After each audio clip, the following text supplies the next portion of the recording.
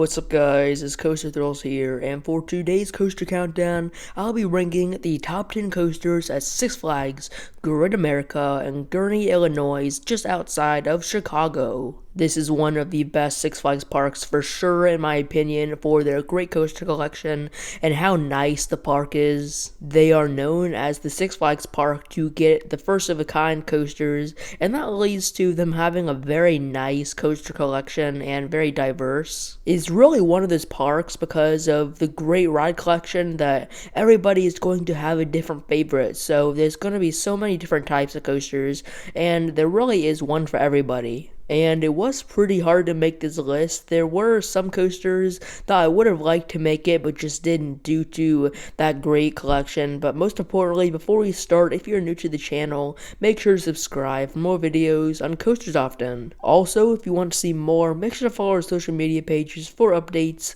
and much more. But now that is out of the way, let's jump right in. Starting at our number 10 spot, we have V2 Vertical Velocity, their Intamin Impulse coaster. I really find myself enjoying this coaster every visit to Great America, even though it may be really short and a clone. You will find yourself launching forwards and backwards multiple times and going up two vertical spikes, either twisted or straight, and overall, this is a fun coaster, but for sure not my favorite at the park. So, coming in at the number 9 spot, we have their B&M Flyer. That is Superman Ultimate Flight, and even though this is another clone, it is still very fun. The whole point is to make you feel like you are flying, and it succeeds in doing that. But the best moment by far is the pretzel loop, as it is the highlight of pretty much every flying coaster, but it still has that last inversion that is better than gliding around most of this ride is. And taking our number 8 spot is one of the most popular clones out there. This is the Joker. This 4D free spin. These are actually like super fun. This one is not even being the best actually. They sometimes can get some really good spinning, and overall, just the overall thrill on these clones are really good. And what's not so good is that these coasters do get some unnecessary hate. The experience can be very disorienting for many, and it really can be a love it or hate it attraction, but I personally do like these types of coasters, so that's why it will be taking the number 8 spot. Really, at any other park, it would be higher. Stealing the number 7 spot is a classic. That is American Eagle. It is an Intamin wooden coaster that opened in 1981, and even though it is being rumored to be RMC'd, it is still a great ride with some good airtime. It is a very long out and back layout, mainly filled with those airtime hills, but also it has that main huge helix turn that is just like how adds to how big this coaster looks, even though the height is only 127 feet tall. It is a dueling coaster, even though most of the time it doesn't. It could use like a renovation, such as like new trains and dueling all the time, but the way it is now, it is still a very fun coaster, even though there can be a little bit of rough spots. X-Flight, the park's B&M wing coaster, is at the number 6 spot, and yes, similar to the other wing coasters out there, they get a lot of hate for being very forceless, but just in my opinion, this one is one of the better ones. Of course, it does have the vest restraints, but these can like really push down on you during the brake run, but they aren't as bad as many people think. These on X-Flight are definitely better than the other ones. And also, it does have some very good elements, my favorite being that near-miss inline twist through the building that is super fun, and of course the wing over drop is great, adding to the ride experience that much more. So, starting at the top 5, we have the best of its clone. That was the original Batman the Ride, and this one is just far ahead of the other clones. It is super smooth, the inversions are just so well done, it is intense. It actually was the first ever B&M invert, even being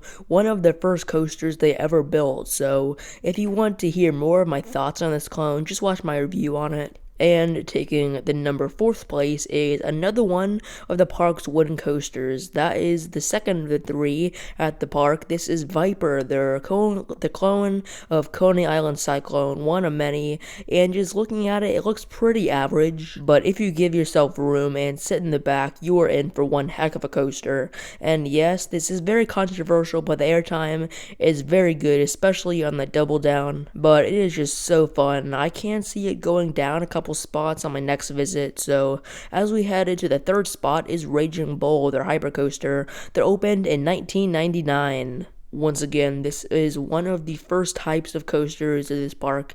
God, mentioning back to what I said at the beginning, they often get the first of their kinds, or at least, one of the first, as this was the second of the B&M Hypers. But it is for sure not the strongest Hyper because of its twister layout. It does not have the most airtime compared to pretty much any other Hyper, but still, it has that great first drop that's only really good in the back seat, and overall, it's just a fun layout, so that's why it is ranked so high at the park, even though it could be ranked higher. What is at number 2 spot is the new for 2019 SNS launch coaster, Max Force. Even though it may be really short, it packs in one heck of a punch for the ride in that around 20 seconds, including that 0 to 78 mile per hour launch in only 2 seconds, which is the fastest acceleration in the US, but there's also those 5 inversions, one even being the fastest inversion in the world. But that's really about it. These coasters in the top 3 are super close to each other, but what I think can be most interchangeable, and I have changed around so many times, is for the number 1 and 2 spot, which obviously Max Force took the number 2 spot, and so that means Goliath is at my number 1. This is the RMC wooden coaster that opened in 2014 as a ground up, and man, this coaster is so fun, though there are some rough spots.